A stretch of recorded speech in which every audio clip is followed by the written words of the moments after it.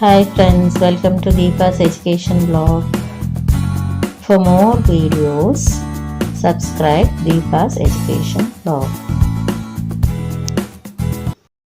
இன்னைக்கு நம்ம பார்க்க போற இந்த யூனிட் 3ல புக்ஸ் ஆஃப் பிரைமரி என்ட்ரியில் என்ன பார்க்க போறோம்னா டிரான்சாக்ஷன்ஸ் பற்றி பார்க்க போகிறோம். ஓகேவா? டிரான்சாக்ஷன்ஸ் அப்படின்னா என்னன்னு பார்க்கலாம்.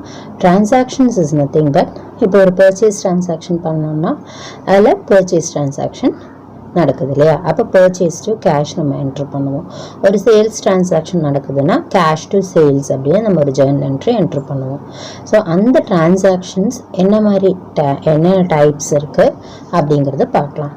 Okay, transaction involves transfer of money or money's worth, that is goods or services or ideas from one person to another.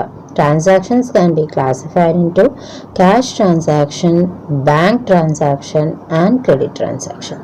So transaction அப்படின்னா என்னன்னா transfer of money இல்லாட்டி money's worth. money's worthனா என்ன? அது ஒரு கூட்ஸாக இருக்கலாம், இல்லாட்டி ஒரு சர்வீஸ் ரெண்டர் பண்ணுறதா இருக்கலாம், ஆர் ஐடியாஸ். ஓகே, ஒரு பர்சன் கிட்ட இருந்து இன்னொரு பர்சனுக்கு. இந்த டிரான்சாக்ஷன் அப்படிங்கிறத நமக்கு 3 டைப்ஸாக பிரிக்கலாம். என்னென்னா cash transaction, bank transaction and credit transaction. Okay, first cash transaction அப்படினு என்னன்னு பார்க்கலாம். cash transaction, when immediate cash is involved in the transaction, it is called cash transaction. immediate இப்போ நம்ம cash receive பண்றோம், cash pay பண்றோம், அப்படி immediate cash வந்து டிரான்சாக்ஷனில் involve ஆயிருக்குன்னா அதுதான் என்னன்னா cash transaction. For example, goods are sold for cash. Okay, goods வந்து நம்ம சேல்ஸ் பண்ணுறோம் கேஷுக்கு ஃபார் ₹5,000.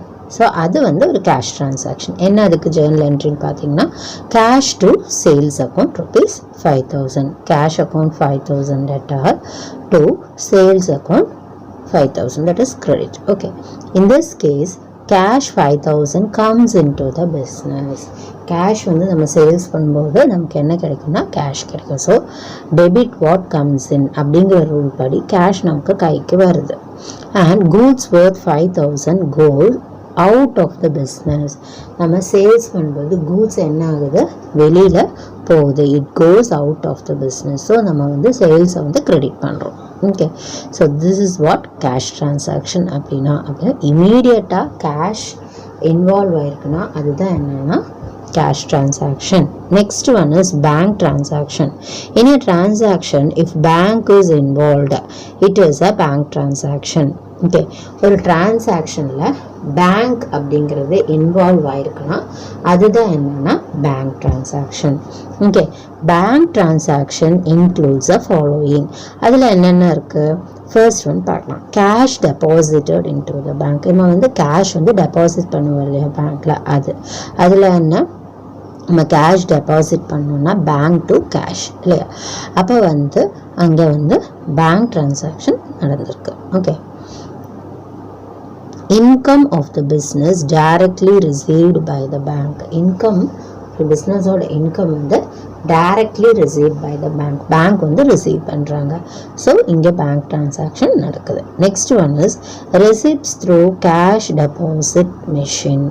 ரெசிப்ட்ஸ், ஓகே, ரெசிப்ட் வந்து நமக்கு கிடைக்குது எதிலிருந்து? Cash deposit machine. நம்ம கேஷ் டெபாசிட் மிஷினில் போயிட்டு கேஷ் வந்து நம்ம டெபாசிட் பண்ணுறோம்.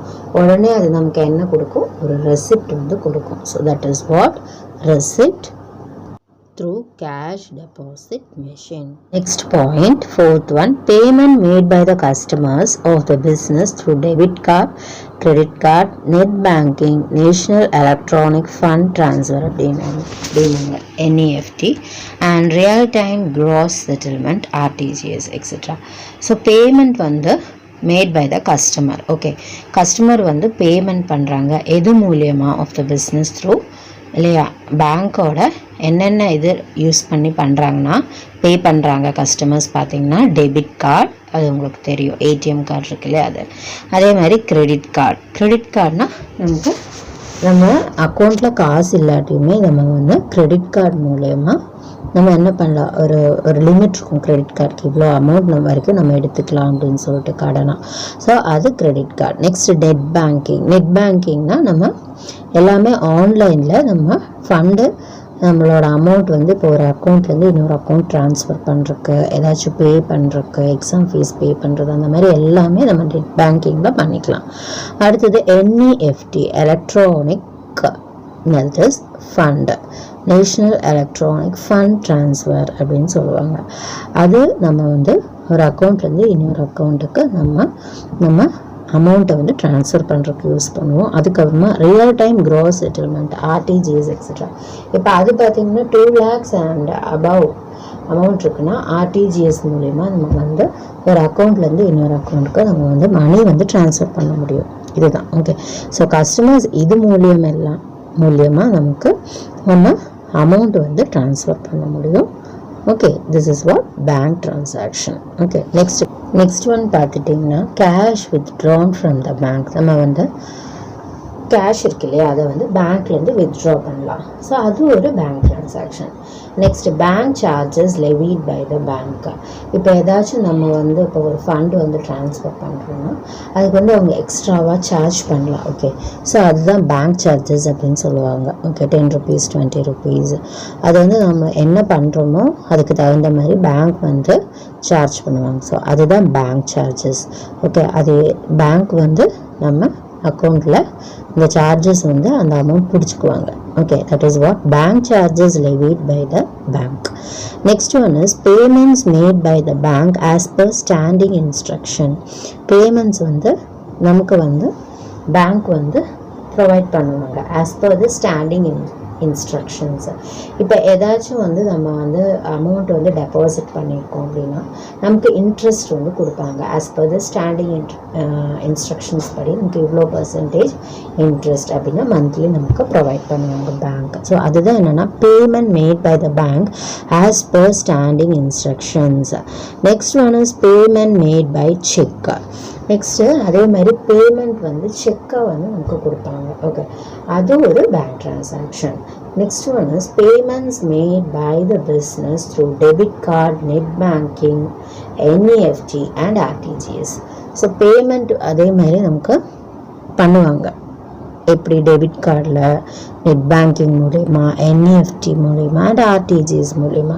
ஸோ இது ஒரு பேங்க் ட்ரான்சாக்ஷன்ஸ் தான். ஸோ ஐ திங்க் ஒவ்வொன்றா நம்ம கீழே கொடுத்துருக்குறது நம்ம 1 by 1 டீட்டெயிலாக பார்க்கலாம். ஓகே, நெக்ஸ்ட் ஒன் இஸ் பாருங்கள், ஆட்டோமேட்டட் டெல்லர் மிஷின் அப்படின்னா என்ன, ATM. ஸோ எல்லாருமே ATM போயிருப்பீங்க இல்லையா மேக்ஸிமம். இப்போ ஸ்டூடெண்ட்ஸ் எல்லாருமே வந்து பேரண்ட்ஸ் கூட போயிருப்பீங்க, பார்த்துருப்பீங்க ATM மிஷினில் எப்படி அமௌண்ட் நம்ம வித்ட்ரா பண்ணுறதுன்னு. ஸோ அதுக்கு ஃபுல் ஃபார்ம் என்ன ATMக்கு, ஆட்டோமேட்டட் டெல்லர் மிஷின். 1 marksலாம் கேட்கலாம். கண்டிப்பாக இது எல்லாரும் தெரிஞ்சுக்க வேண்டிய ஒரு abbreviation. Okay, ATM is a computerized machine that provides the customers of bank the facility of accessing their account for dispensing cash and to carry out other financial and non-financial transactions without the need to actually visit their bank branch. So இந்த ATM எல்லாம் வர்றதுக்கு முன்னாடி பார்த்திங்கன்னா நம்ம amount வந்து withdraw பண்ணணும்னா பேங்க்குக்கு போகணும். அதுக்கப்புறமா தான் நம்ம வந்து அமௌண்ட் வந்து வித்ட்ரா பண்ண முடியும். ஸோ இந்த ATM அப்படிங்கிற ஃபெசிலிட்டி வந்த பிறகு நம்ம பேங்க் பிரான்ச்சுக்கு போக வேண்டியதே இல்லை. நம்ம டைரெக்டாக எல்லா இடத்துலையுமே இப்போ என்ன இருக்குது, ATM சென்டர்ஸ் இருக்குது. ஸோ அங்கே போய் நமக்கு வேணுங்கிற அமௌண்ட்டை வந்து நம்ம அக்கௌண்ட்டில் மணி இருந்துச்சுன்னா வித்ட்ரா பண்ணிக்கலாம். ஸோ அது வந்து ஒரு computerised machine that provides customers of bank the facility of accessing their account. நம்ம அக்கௌண்ட்டை நம்ம ஆக்சஸ் பண்ணிக்கலாம் for cash withdrawal. Dispensing cash is nothing but cash withdrawal and to carry out other financial and non-financial transaction. Okay, without the need to actually visit their bank branch. Bank branch போக வேண்டிய அவசியமே இல்லை. நம்ம போய் நம்ம ATM சென்டர்ஸ்லேயே போய் நம்ம ATMல நம்ம அமௌண்ட் வந்து நமக்கு தேவையான அமௌண்ட் நம்ம அக்கௌண்ட்டில் இருக்குன்னா வித்ட்ரா பண்ணிக்கலாம். Okay, this is nothing but ATM. Next one, cash deposit machine, CDM.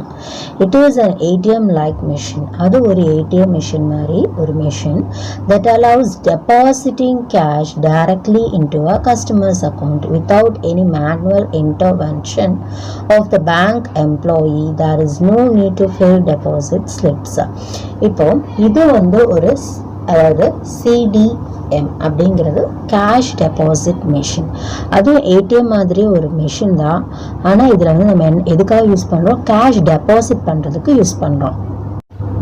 Okay, cash வந்து நம்ம டெபாசிட் பண்ணுறதுக்கு யூஸ் பண்ணுறோம். நம்ம கேஷ் டெபாசிட் பண்ணணும்னா முதல்ல இந்த கேஷ் டெபாசிட் மிஷின் இந்த ஃபெசிலிட்டி இல்லாத போது நம்ம என்ன பண்ணுவோம்னா மேனுவலாக பேங்க் எம்ப்ளாயீஸ் கிட்ட கொடுத்து ஒரு டெபாசிட் ஸ்லிப் வந்து ஃபில் பண்ணி நம்ம கொடுக்கணும் பேங்க் எம்ப்ளாயி கிட்ட. அவங்க தான் டெபாசிட் பண்ணுவாங்க நம்மக்கிட்ட இருந்து கேஷ்.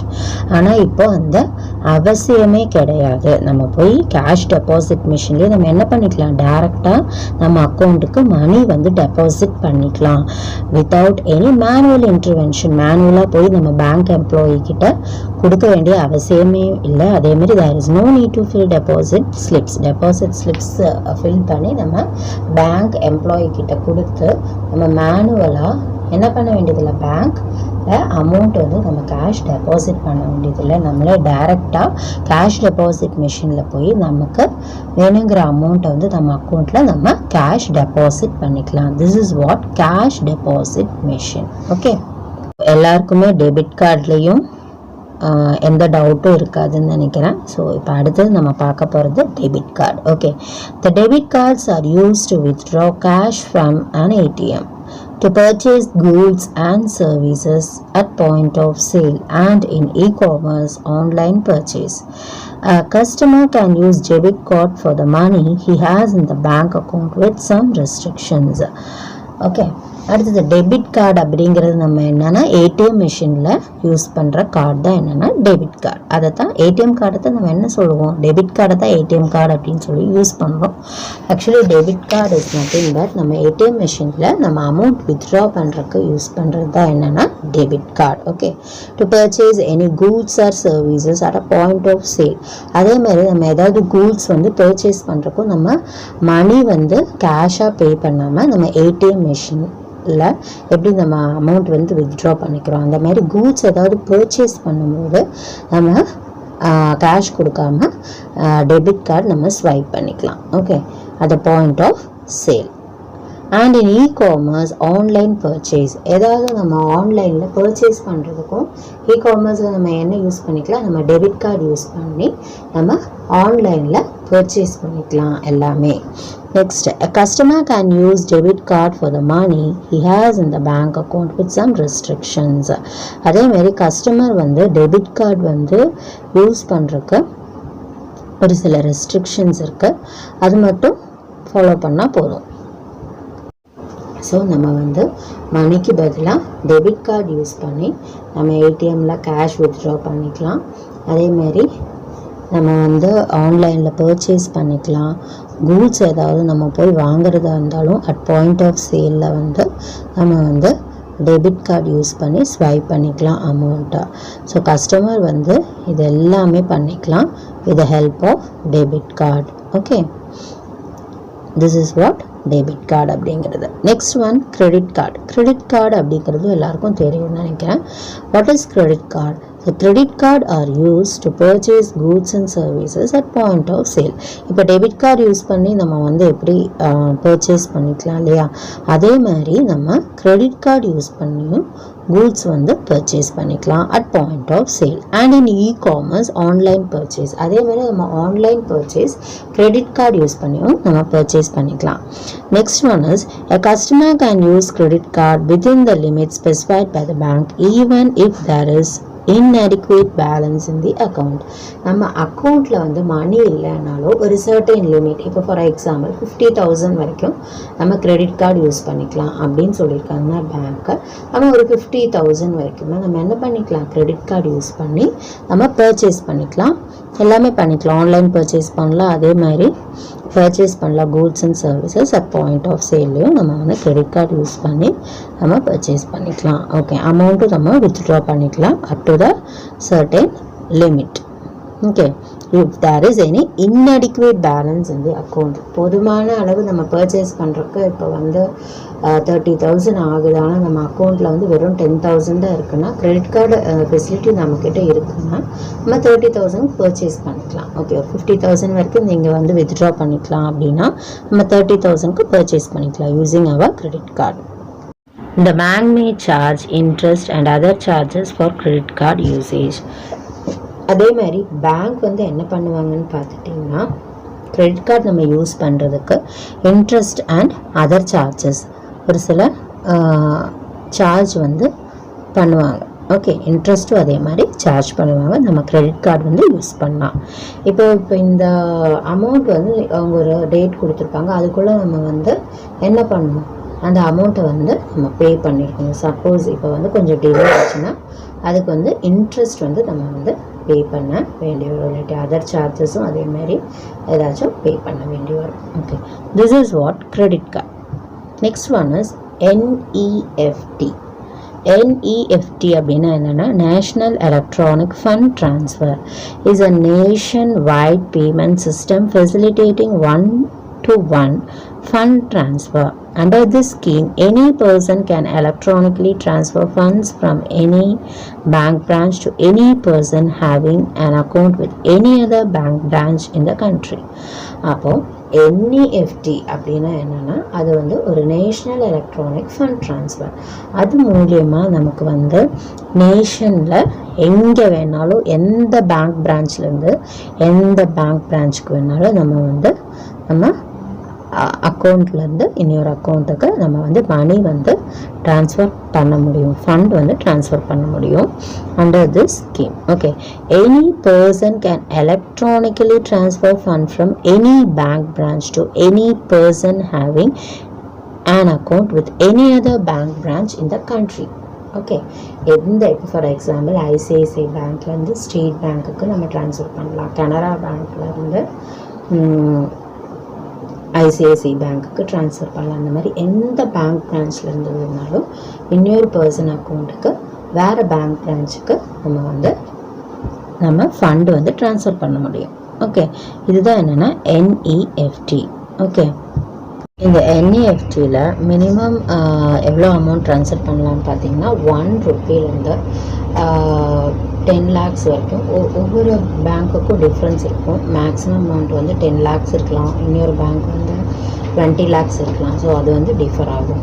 ஸோ ஒவ்வொரு அரை மணி நேரத்துக்கும் நம்ம வந்து NEFT மூலிமா நம்ம வந்து அமௌண்ட்டு வந்து ட்ரான்ஸ்ஃபர் பண்ணிக்கலாம். ஒரு அரை மணி நேரத்தில் நம்ம இன்னொரு அக்கௌண்ட்டுக்கு அமௌண்ட்டை வந்து நம்ம ட்ரான்ஸ்ஃபர் பண்ணிக்கலாம். ஓகே, பேட்சாக வந்து அவங்க வந்து ட்ரான்ஸ்ஃபர் பண்ணுவாங்க bank. Okay, next one is RTGS. The acronym RTGS stands for Real Time Gross Settlement. Real Time Gross Settlement அப்படிங்கிறது தான் abbreviation of RTGS, which can be defined as the continuous real-time settlement of fund transfer individually on an order-by-order basis. அதாவது ஒரு பெரிய amount வந்து transfer பண்ணணும்னா அதுக்கு வந்து RTGS வந்து யூஸ் பண்ணுவாங்க. ஓகே, பார்த்திங்கன்னா இப்போ பெரிய பெரிய கார்ப்பரேட்ஸ், பெரிய ஆர்கனைசேஷன்ஸ் எல்லாம் வந்து என்ன பண்ணுவாங்கன்னா, இந்த RTGS யூஸ் பண்ணி தான் வந்து ஃபண்ட் வந்து ட்ரான்ஸ்ஃபர் பண்ணுவாங்க. இதில் மினிமம் அமௌண்ட்டே பார்த்துட்டிங்கன்னா 2 lakhs. மேக்ஸிமம் அமௌண்ட் லிமிட் வந்து ஒவ்வொரு பேங்க்குக்கு ஒவ்வொரு அமௌண்ட்டாக இருக்கும். ஸோ அது வந்து எவ்வளோன்னு தெரியல. ஸோ மினிமம் அமௌண்ட் ட்ரான்சாக்ஷன் வந்து எவ்வளோன்னா 2 lakhs. ஸோ அந்த மாதிரி பல்காக அமௌண்ட் வந்து ட்ரான்ஸ்ஃபர் பண்ணணும்னா நம்ம ரியல் டைம் க்ராஸ் செட்டில்மெண்ட் இந்த RTGS யூஸ் பண்ணி நம்ம வந்து ஃபண்ட் வந்து ட்ரான்ஸ்ஃபர் பண்ணிக்கலாம். ஓகே, ஸோ எல்லாருக்கும் இது புரிஞ்சிருக்கும்னு நினைக்கிறேன். ஸோ ஏதாவது டவுட் இருந்துச்சுன்னா கண்டிப்பாக கமெண்ட் பாக்ஸில் கமெண்ட் பண்ணுங்கள். Okay, next one is credit transaction. When settlement is not made by cash or through bank immediately in a transaction, it is called credit transaction. இப்போ வந்து நம்ம செட்டில் பண்ணுறோம் இல்லையா கேஷ், அது வந்து பேங்க் மூலியமாகவோ இல்லை நம்ம இமீடியட்டாக கேஷாகவோ நம்ம வந்து பே பண்ணலைன்னா அதுக்கு பேர் தான் என்னென்னா கிரெடிட் டிரான்சாக்ஷன், கடன். ஓகே, அவன் வந்து அவுட்ஸ்டாண்டிங்காக நம்ம அமௌண்ட் வந்து பே பண்ணாமல் இருக்கிறது தான் என்னென்னா credit transaction. But the amount is to be settled within a specific period. அவங்க டைம் கொடுத்துருப்பாங்க, இந்த ஸ்பெசிஃபிக் பீரியட் கூட நீங்கள் அமௌண்ட் வந்து கட்டணும் அப்படின்னு சொல்லிட்டு. ஸோ அதுதான் என்னென்னா credit transaction. For example, purchase of goods on credit for ₹3,000. 3,000க்கு வந்து நம்ம பர்ச்சேஸ் பண்ணுறோம் கூட்ஸை வந்து கிரெடிட்டுக்கு. அமௌண்ட் வந்து இமீடியட்டாக பே பண்ணாமல் அப்புறமா நம்ம அமௌண்ட் பே பண்ணிக்கலாம் அப்படின்னு சொல்லிட்டு கூட்ஸ் வந்து பர்ச்சேஸ் பண்ணுறோம். அதுதான் என்னென்னா credit transaction. In this case goods worth 3,000 come into business and a liability of creditor worth ₹3,000 arises. Okay, அப்போ கூட்ஸ் worth 3000 வந்து கம்ஸ் இன்டு த பிஸ்னஸ். ஆனால் நம்ம வந்து 3000 என்ன பண்ணல, இனி அமௌண்ட் வந்து பே பண்ணல. ஸோ லைபிலிட்டி வந்து நம்ம வந்து க்ரியேட் பண்ணியிருக்கோம். ஸோ நம்ம வந்து இந்த ஸ்பெசிஃபிக் டேட்குள்ளே நம்ம இந்த 3000 நம்ம என்ன பண்ணிக்கணும்னா கண்டிப்பாக என்ன பண்ணணும், அமௌண்ட் வந்து பே பண்ணணும். ஸோ இதுதான் என்னென்னா கிரெடிட் டிரான்சாக்ஷன். ஓகே, ஸோ உங்களுக்கு எல்லாருக்குமே டிரான்சாக்ஷன்ஸ் அப்படிங்கிறதுனா என்னன்னு கண்டிப்பாக புரிஞ்சிருக்கும்னு நினைக்கிறேன். there are 3 types of transaction. One is cash transaction, next one is bank transaction, and the last third one is credit transaction. இது மூணுமே கிளியராக சொல்லியிருக்கேன். உங்களுக்கு எல்லாருக்கும் புரிஞ்சிருக்கும்னு நினைக்கிறேன். ஏதாவது டவுட் இருந்துச்சுன்னா கண்டிப்பாக கமெண்ட் பாக்ஸில் கமெண்ட் பண்ணுங்கள். Don't forget to subscribe Deepa's Education Blog. Thank you. Next வீடியோவில் இனி அக்கௌண்ட் அப்படிங்கிறது என்னன்னு பார்க்கலாம். Okay, thank you.